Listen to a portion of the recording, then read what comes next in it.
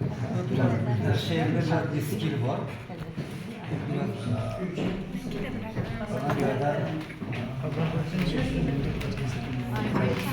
sadece dinleyesin.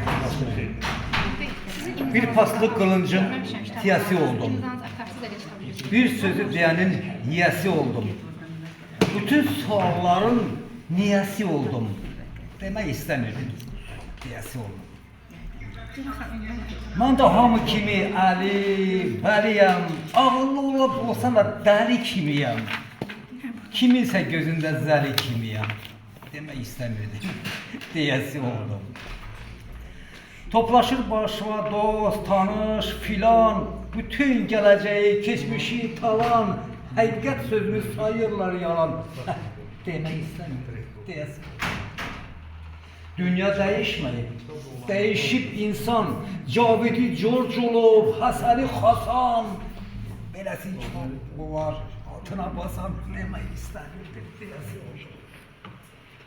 Qibləmiz değişti, tin değişmedi. Genimiz değişti, din değişmedi. İnsanlar cinleşti, cin değişmedi. Demək istəmirdim, deyəsi.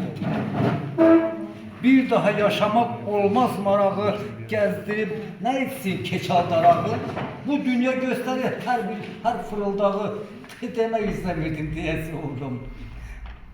Meclise bakırsan malak arası.